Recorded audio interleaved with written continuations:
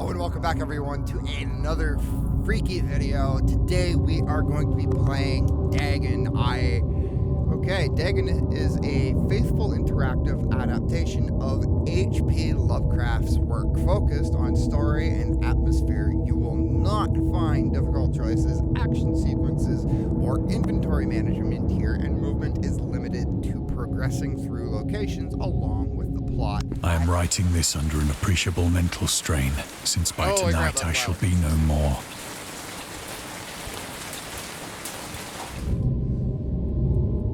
Aha! During the game, you will encounter interactive elements. Some of them will allow you to continue your journey. Others reveal interesting facts about the original short story, its historical background, and the author. Some of the trivia is hidden. In order to find these secrets, focus your eyes and look for the Elder Sign. That is really neat.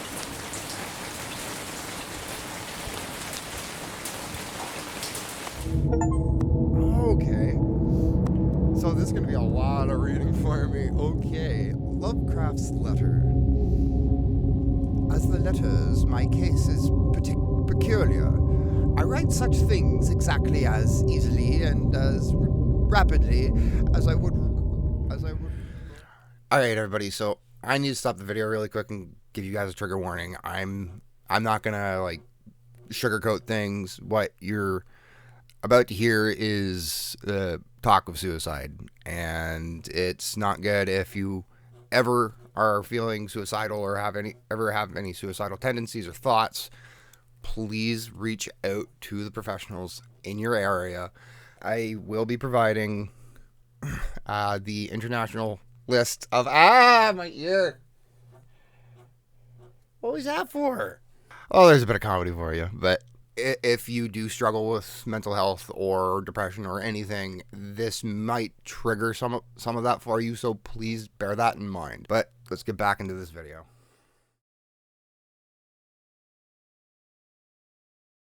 Penniless, and at the end of my supply of the drug which alone makes life endurable, I can bear the torture no longer, and shall cast myself from this garret window into the squalid street below.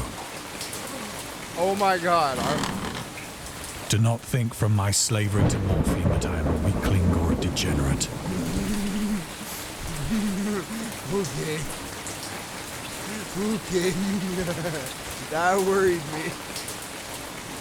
When you have read these hastily scrawled pages, you may guess, though never fully realize, why it is that I must have forgetfulness or death. Okay, that's neat. It was in one of the most open and least frequented parts of the broad Pacific that the packet of which I was supercargo fell a victim to the German sea raider.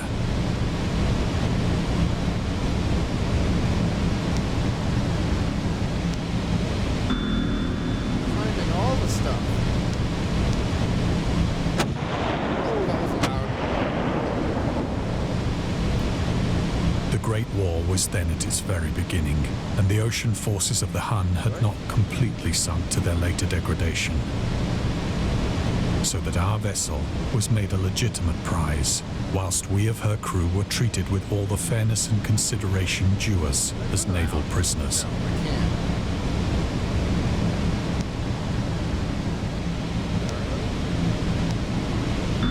Oh, I was right about the flag. That's neat. This is not what I was expecting.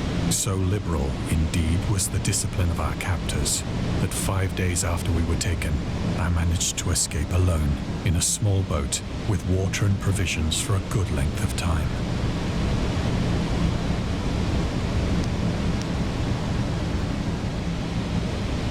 Is there another one of those things here? Let's see.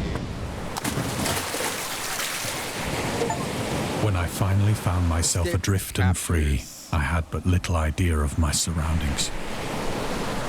Hello, ocean. Never a competent navigator, I could only guess vaguely by the sun and stars that I was somewhat south of the equator. Can we find the North Star? Of the longitude, I knew nothing. and no island or coastline was in sight.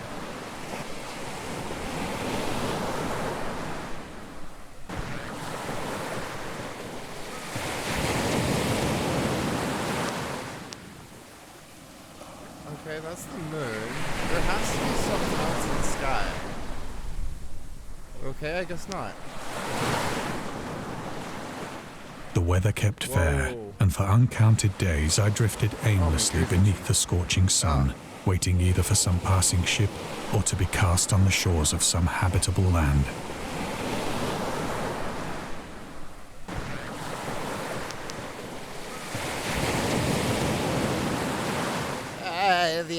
The light, it burns the eyes. But neither ship nor land appeared, and I began to despair in my solitude upon the heaving vastness of unbroken blue.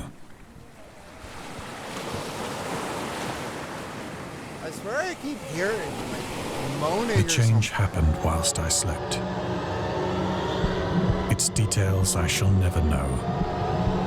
For my slumber, though troubled and dream-infested, was continuous.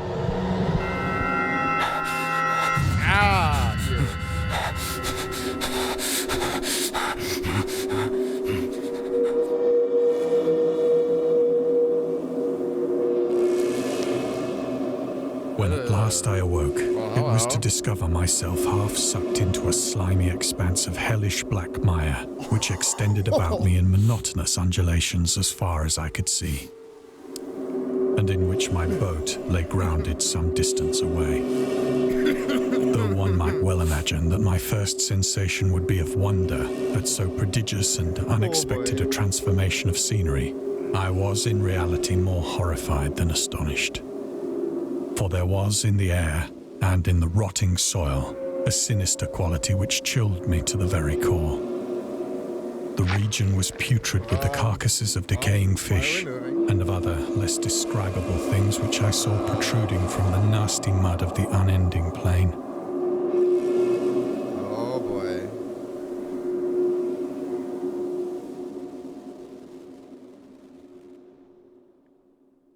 Perhaps I should not hope to convey in mere words the unutterable hideousness that can dwell in absolute silence and barren immensity.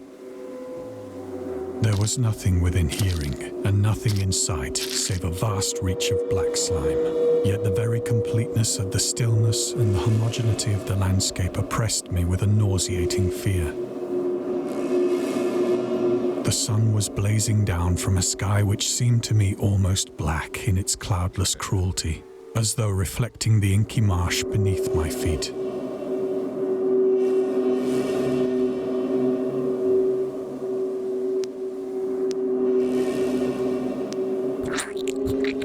Oh, that sound. Whoa. As I crawled into the stranded boat, I realized that only one theory could explain my position. Through some unprecedented volcanic upheaval, a portion of the ocean floor must have been thrown to the surface, exposing regions for which innumerable millions of years had lain hidden under unfathomable watery depths. Why is that mass undulating? So great was the extent of the new land which had risen beneath me that I could not detect the faintest noise of the surging ocean, straining my ears as I might. Nor were there any seafowl to prey upon the dead things.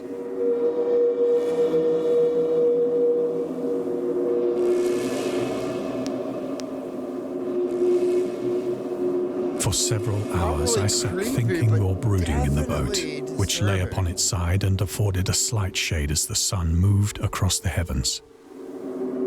As the day progressed, the ground lost some of its stickiness and seemed likely to dry sufficiently for traveling purposes in a short time. That night I slept but little, and the next day I made for myself a pack containing food and water, preparatory to an overland journey in search of the vanished sea and possible rescue. Okay.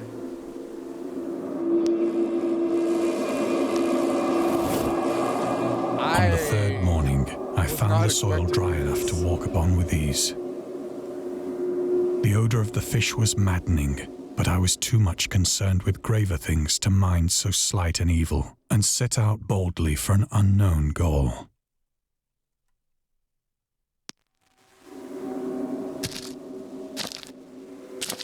Oh, that sound. I'm usually not All bothered by day I sound, forged but steadily that westward, sound. guided by a faraway hummock which are rose those higher than things? any other elevation on the What rolling is desert. that?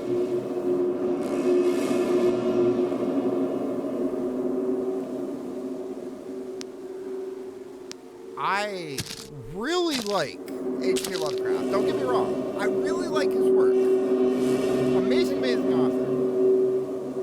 But this I was not expecting. Oh, a humpback whale, the poor thing. What is that from? The sound. I hate it. That night, I encamped, and on the following day still travelled toward the hummock, though that object seemed scarcely nearer than when I had first espied it.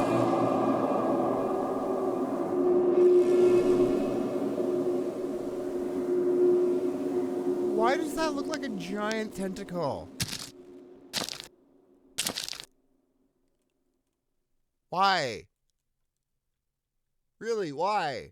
By the fourth evening, I attained the base of the mound, which turned out to be much higher than it had appeared from a distance. Hi, mountain. An intervening valley setting it out in sharper relief from the general surface.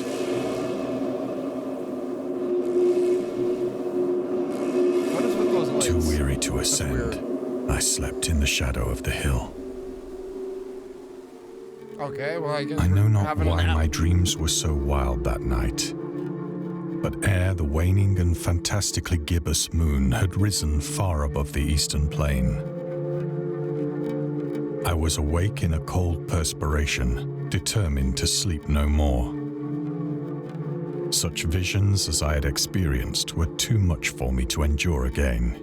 What kind of visions? And in the glow of the moon, I saw how unwise I had been to travel by day. Oh, boy. Without the glare of the parching sun, my journey would have cost me less energy. Well, yeah. You didn't think about that? Indeed, I now felt quite able to perform the ascent which had deterred me at sunset. Picking up my pack, I started for the crest of the eminence.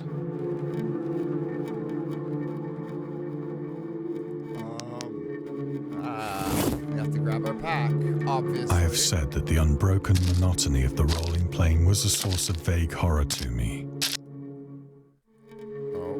But I think my horror was greater when I gained the summit of the mound and looked down the other side into an immeasurable pit or canyon. What? Whose black recesses the moon had not yet soared high enough to illumine.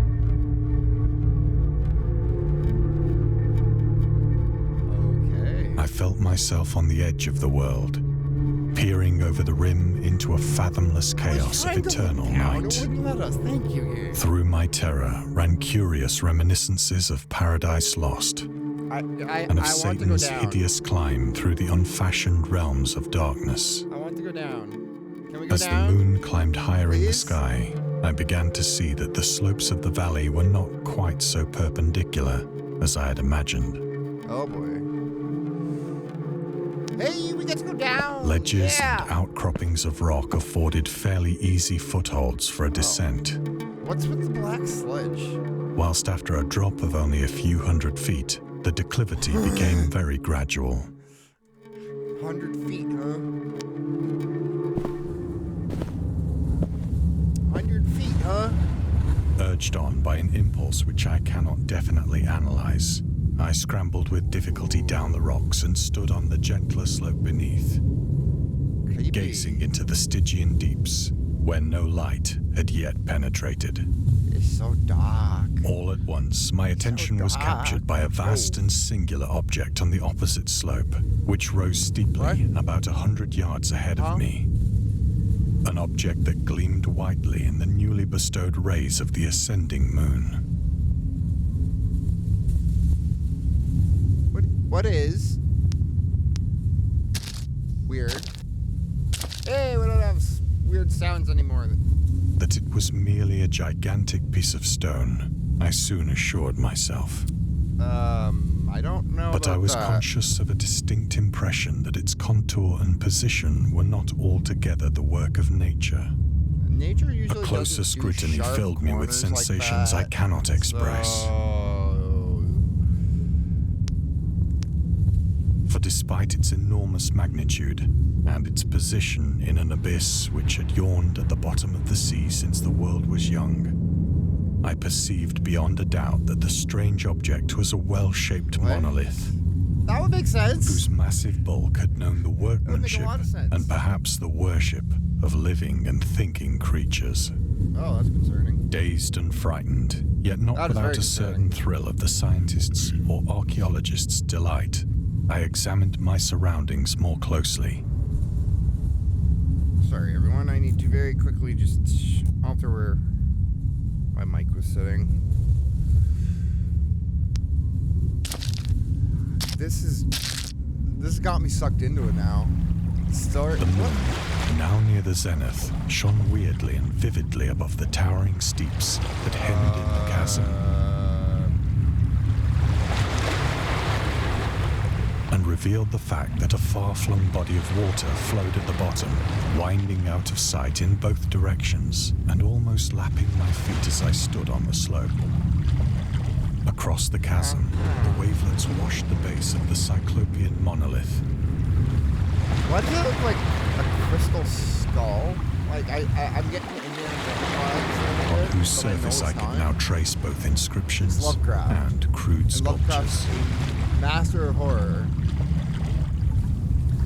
That is so weird. Do we actually get closer to it? The writing was in a system of hieroglyphics unknown to me, and unlike anything I'd ever seen in books. Well, I'm pretty sure that's Cthulhu.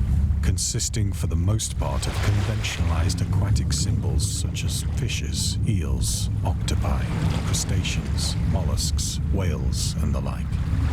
Well, thank you for the Several characters obviously represented marine things which are unknown to the modern world. Oh, really? Like what? That? Those...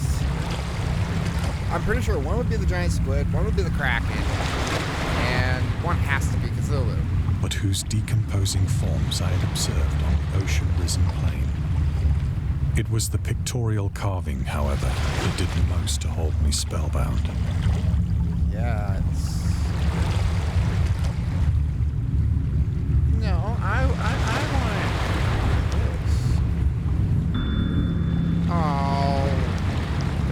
Okay, time to plainly visible across the intervening water on account of their enormous size were an array of bas-reliefs whose subjects would have excited the envy of a doré. I think that these things were supposed to depict men, at least a certain sort of men. Though the creatures were shown disporting like fishes in the waters of some marine grotto. Mermaids. Or paying homage at some monolithic shrine which appeared to be under the waves as well. Or whatever of their faces and forms I dare not speak in detail, for the mere remembrance makes me grow faint, grotesque beyond the imagination of a Poe or a Bulwer.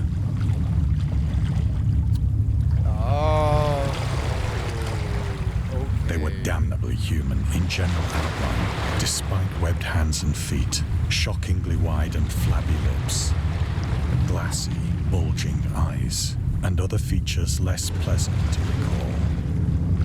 Curiously enough, they seemed to have been chiseled badly out of proportion with their scenic background. For one of the creatures was shown in the act of killing a whale, represented as but little larger than himself. I certainly hope these things aren't that big. I remarked, as I say, their grotesqueness and strange size, but in a moment decided that they were merely the imaginary gods of some primitive fishing or seafaring tribe. Let's hope so. Some tribe whose last descendant had perished eras before the first ancestor of the Piltdown or Neanderthal man was born.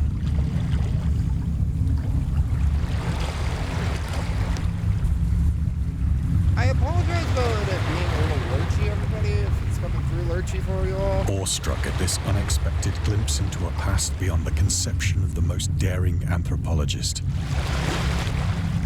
I stood musing whilst the moon cast queer reflections on the silent channel before me.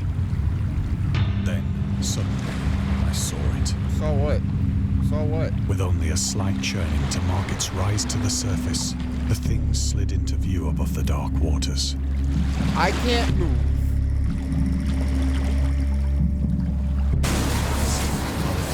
Like and loathsome, it darted like a stupendous monster of nightmares to the monolith. That thing is about which it flung its gigantic scaly arms, while it bowed its hideous head and gave vent to certain measured sounds. I think I went mad then. Yeah. Of my frantic ascent of the slope and cliff, and of my delirious journey back to the stranded boat, I remember little.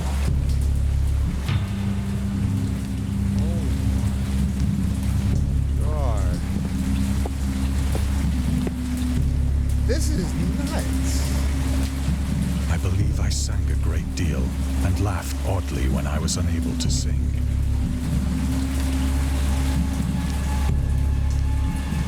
We're going cuckoo.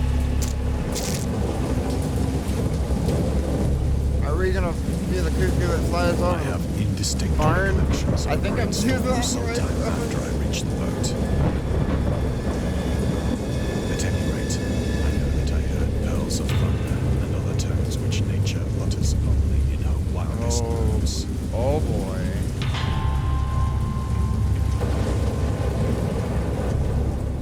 This is insane. I was not expecting this. When I came out of the really shadows, good. I was in a San Francisco hospital. What? Brought thither by the captain of the American ship which Oh, had you picked up escaped my the horror, boat in apparently. mid-ocean. Oh, In my delirium, I had said much, but found that my words had been given scant attention. Of any land upheaval in the Pacific, my rescuers knew nothing. What? I just saw a little orb flying. Nor did I deem it necessary to insist upon a thing which I knew they could not believe. Oh, time to escape.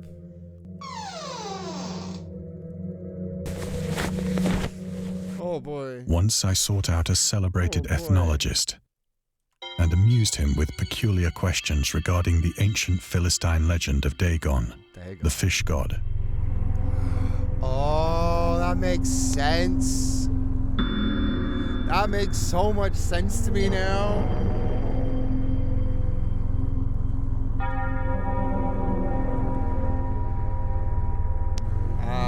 There's something for that.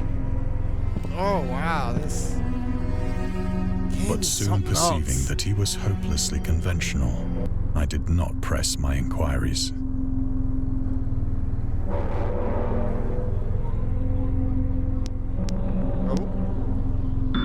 I feel like I ended up missing the Necronomicon.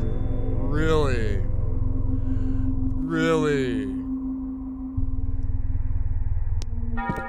Okay. I'm gonna put this out there. Those of you that watch my paranormal stuff as well probably know I'm fairly knowledgeable. The Necronomicon isn't real. Yes, it is. The Necronomicon is in fact based off of H.P. Lovecraft's writing, which is all fictional. And I'll be honest, as cool as that would be, thinking that, like, you know, the great old ones are an actual thing and all that. Yeah, it's cool. I understand that that's part of, like, spirituality and religion. It is at night, especially yeah. when the moon is gibbous and waning, that I see the thing. I tried morphine, but the drug has given only transient surcease and has drawn me into its clutches as a hopeless slave. Back here. So now I am to end it all, having written a full account for the information or the contemptuous boy. amusement of my fellow men. Oh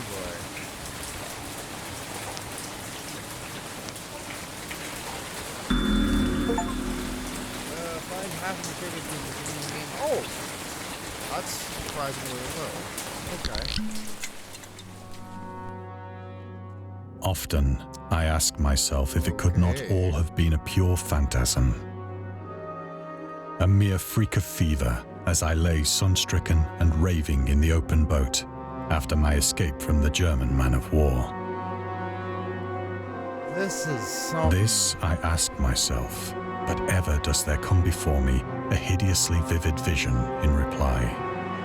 I cannot think of the deep sea without shuddering at the nameless things that may at this very moment be crawling and floundering on its slimy bed, worshipping their ancient stone idols and carving their own detestable likenesses on submarine obelisks of water-soaked granite. I dream of a day when they may rise above the billows to drag down into their reeking talons the remnants of puny, war-exhausted mankind. Of a day when the land shall sink and the dark ocean shall ascend amidst universal pandemonium.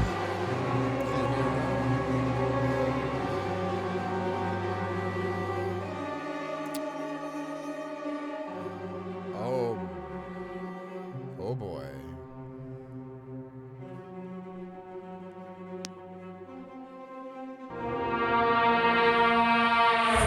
Oh, that's loud. I'm playing with earbuds. So some of the stuff is really loud for me. The end is near.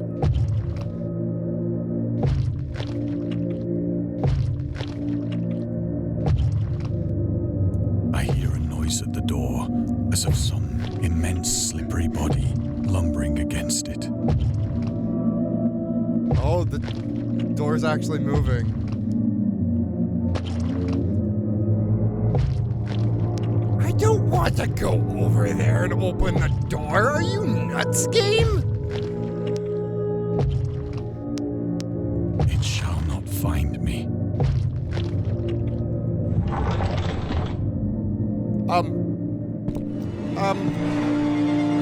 God, that hand.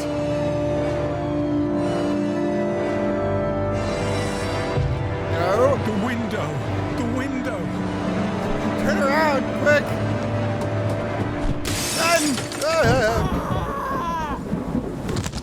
Oh! Okay, well, that was something else.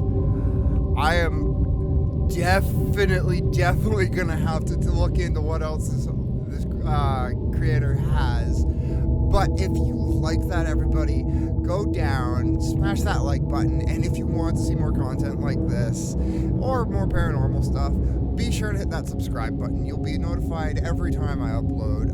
But until next time, everybody, I will see you all again later. Goodbye.